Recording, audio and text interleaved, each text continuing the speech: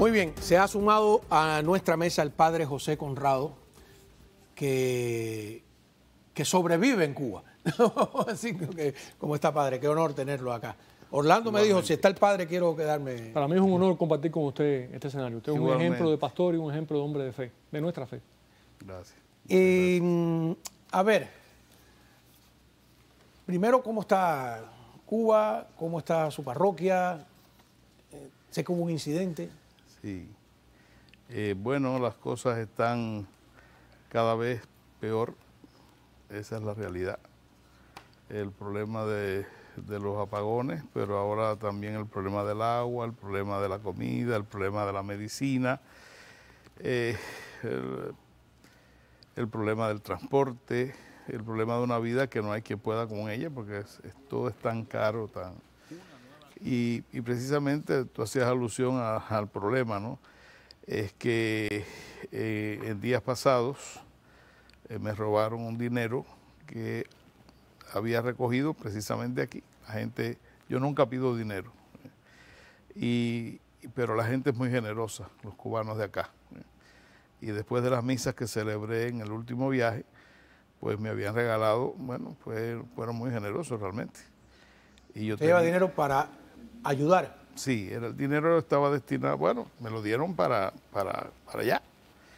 Y el dinero estaba destinado, una parte para arreglar el carro, que hace 3 años que lo tengo roto, y había que hacerle un arreglo capital para poder visitar los campos y poder hacer mi trabajo pastoral allá, ¿no? Y la otra parte del dinero era para ayudar a familias muy necesitadas. Son 50 familias que estamos ayudando hace tiempo, pero que como ¿En qué zona de Cuba está usted? Yo estoy en Trinidad, en el centro de la isla. Pero Trinidad no los venden siempre en las tarjetas de turismo como un lugar maravilloso. ¿Hay pobreza en Trinidad? Lo es, las dos cosas son ciertas. Es un lugar maravilloso realmente. Es una ciudad espléndida que se ha ido reconstruyendo porque cada persona arregló su casa. Había más de 2.000 personas que alquilaban al turismo. Y bueno, era una ciudad, es decir, mucho más próspera que la inmensa mayoría de las otras ciudades. Y se ve que la ciudad realmente es diferente. Pero mejor que La Habana, tú la visitas y está mejor que La Habana, mejor que Santiago, pero hay también una pobreza enorme en la ciudad y en el campo. ¿En las afueras? En las afueras, sí, el campo es... Muchas personas trabajan en Trinidad, sobre todo trabajaban cuando estaba el turismo, digamos, en auge, pero después del COVID no se ha recuperado el turismo.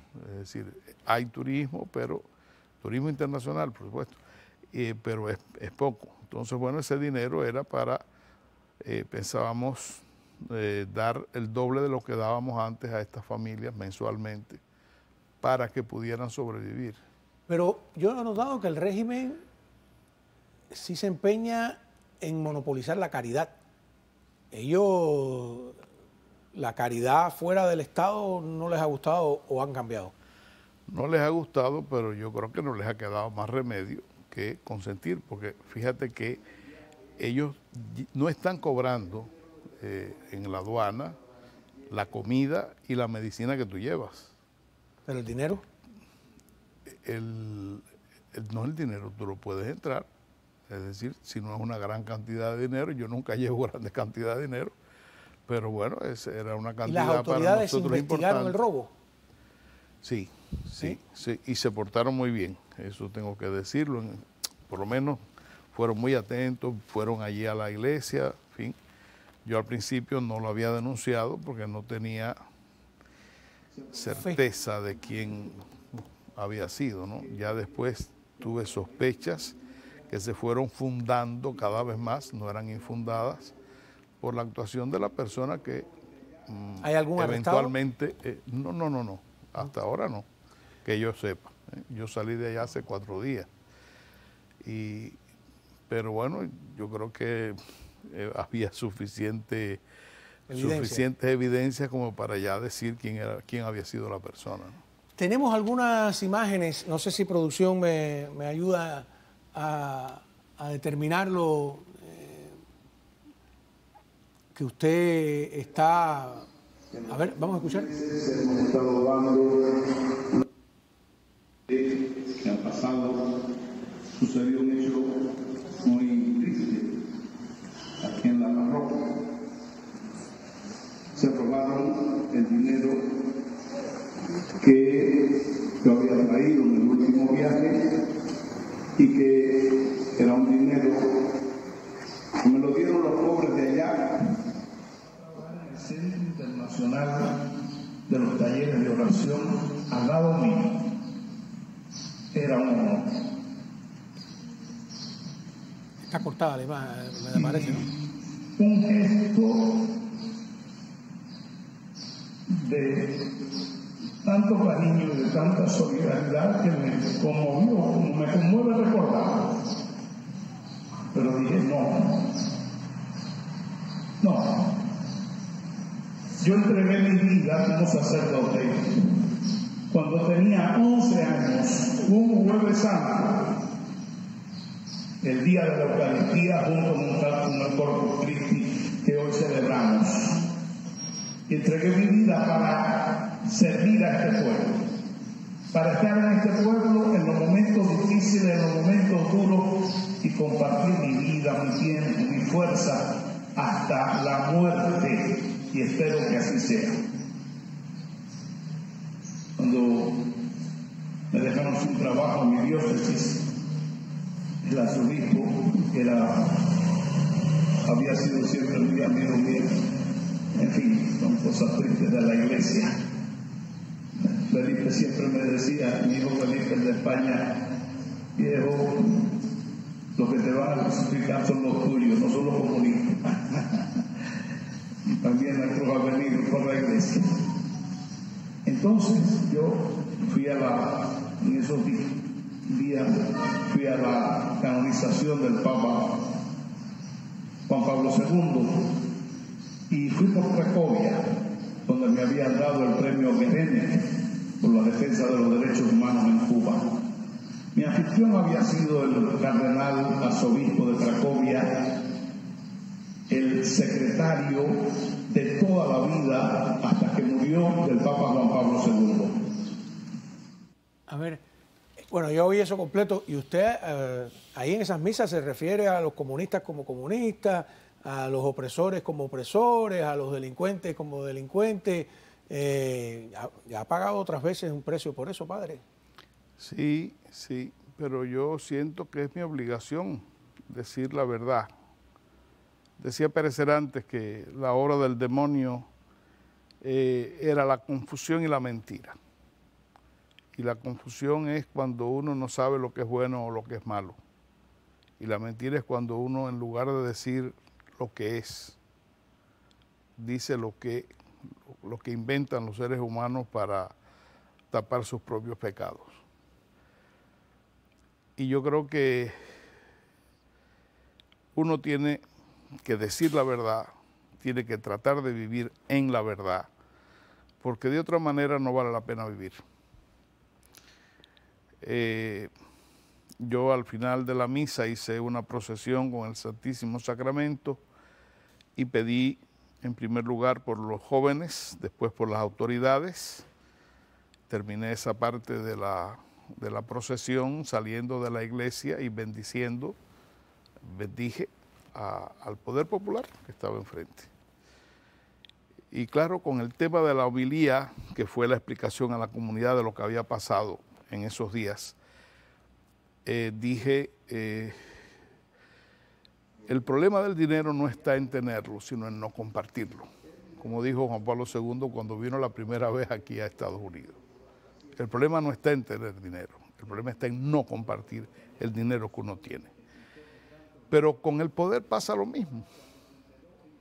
Si el poder nos sirve para servir, si el poder nos emplea para servir a aquellos a los que uno está llamado, digamos así, a presidir, a gobernar, a dirigir, en fin, lo que es la autoridad.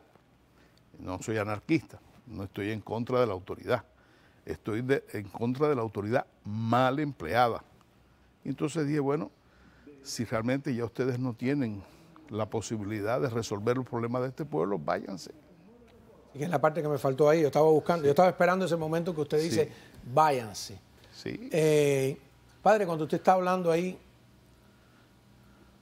¿cuántos podrían estar solo para informar qué dijo usted? ¿No cree que eso sucede? Sí, no estoy convencido. Yo creo que no menos de 5, pero puede ser que sean 15 o 20, no sé. Pero bueno, la iglesia estaba llena y la impresión que yo recibí es que la gente estaba muy conmovida. Un sacerdote amigo mío, que yo le mandé las grabaciones, me dijo, ¿y qué pensaba la gente? ¿Cómo reaccionó la gente? Digo, la gente reaccionó muy conmovida. Es decir, yo me di cuenta que había gente que estaba llorando en el momento de la procesión, en esas oraciones que hice. El fervor de la gente era el silencio de la gente. Solo se oían los pajaritos cantar. En la grabación así se ve. Además, la frase con la que me quedo es, si no sirven para servir, váyanse. Claro. Es una cosa tremenda. Ahora, Orlando, desde la política, ¿no? El rol que juegan personalidades como el padre José Conrado, ¿cómo lo ves tú? Yo creo que todo lo que es política emana de la cultura, y la raíz de la cultura es la espiritualidad. La política es un resultado de los valores, de los intereses que pueda tener una sociedad. Por eso toda política real es una política en servicio a lo que emana naturalmente del pueblo. La política no puede ser imposición, porque eso sería contrario a su naturaleza. Y yo creo que el mensaje de la fe católica, del cristianismo, es lo que se llama el derecho natural, que es el fundamento del Estado de Derecho Occidente. Y esa es nuestra postura. Hasta que nuestro país no regrese y no vuelva a reconocer el régimen, la existencia del derecho natural, y que la soberanía radique en el pueblo, ahí va a existir una tiranía y una dictadura como existe ahora.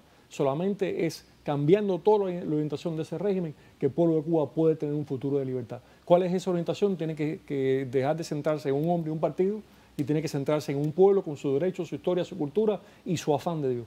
Sí, claro. Y padre, cuando mucha gente en Cuba dice, es que yo estoy cansado de la política, yo siempre lo que respondo es, en Cuba no hay política. En Cuba hay ausencia de política. La política es precisamente, pues, vamos a llamarle la competencia entre distintos factores por administrar la sociedad. Entonces, si no hay partidos políticos, no hay política.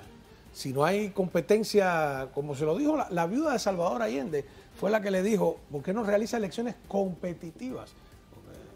Alternancia en el poder, eso claro, es fundamental para la Entonces, en Cuba nadie puede estar cansado de la política, porque en Cuba no hay política, hay imposición, hay arbitrariedad, hay dictámenes, las órdenes bajan, hay orientaciones, hay cualquier cosa menos política. Pero bueno, esa es una discusión quizás de carácter filosófico. Regresamos con más, vamos a continuar hablando con Orlando Gutiérrez Boronati, con el padre José Conrado, que acaba de venir, ¿cuánto? 5 días de Cuba. Sí, hace 5 días. Volvemos.